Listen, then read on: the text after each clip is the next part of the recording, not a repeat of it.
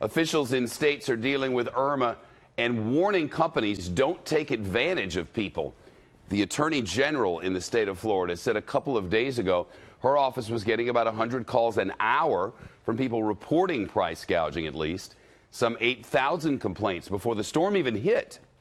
People reported cases of water costing as much as 10 times more on Amazon than some other sites, though it sounds like those were companies with whom Amazon works, not Amazon itself. Still, in response, Amazon reports it suspended some of its independent sellers. Another complaint, gas going for $6 a gallon, almost 3 times the national average. Some stores have now capped prices on crucial items, including water, and some airlines put limits on ticket prices. Under Florida law, store owners face fines of $1,000 for each complaint, with a max of $25 grand. The judge is here, Judge Andrew Napolitano, Fox News senior judicial analyst. This became a big deal after Andrew. Yes, I remember Andrew, having been down there at the time. There is no precise definition of gouging other than that which is unreasonable and unfair. So if your supplier has raised prices on you because it costs the supplier more to get, say, gasoline, you are allowed to pass that on to your customer. You don't have to sell it at a loss. But if you're out to make a quick buck and just instantaneously raising something to what is deemed unfair and unreasonable using a judge's judgment, then you're going to be fined. This is not a crime, but as you said, there are civil fines, and the civil fines can be ruinous because it can be $1,000 per complaint, cap of $25,000 per day. So this can go on and on and on if you don't stop. And how does the process of holding people accountable for gouging work? Very difficult because you got to prove it. So you'd have to have, you'd have to pay them. A $10 bag of ice is price gouging. Correct. Yeah. So you'd have to have. You just know it. Correct. But you'd have to have the evidence of that. Look, you're trying to stay alive. You don't have electricity. You probably don't have running water. You manage to get ice and some water to preserve food and to have your family drink. Have your family drink clean water. Hang on to the receipts because the time is going to come when the Attorney General will do this for you. She will gather the receipts and she will file a complaint with the Consumer Fraud Division, and they'll hold a very fast hearing. This is not a jury trial. This doesn't take years or months or even weeks. This takes a few hours, and then the fine is assessed. Now, that doesn't put the money back in your pocket, but it does punish the people who've done this. A very weird thing is happening, and I think it's happening because of social media. There are people right now on social media telling everyone in their little social media weird listening audience that everything in Florida is fine. There are people tweeting right now, and I'm not going to call names because they don't deserve it, that Congressman Curbelo just said everything's fine in the Florida Keys. That could really hurt donations. Let me be clear. There's not a home that's normal in the lower to middle Keys. There's not a home with power. There's not a home with water. There's not a home with sewer. There's not a home with cell phone connection.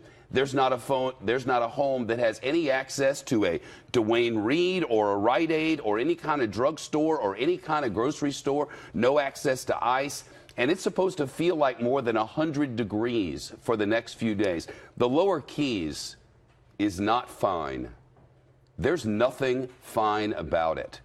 And those of you who do that sort of thing on social media and spread word in that way and cut down on the absolute necessity that is help from our military, help from our charitable organizations, and assistance in so many different ways, you're hurting people.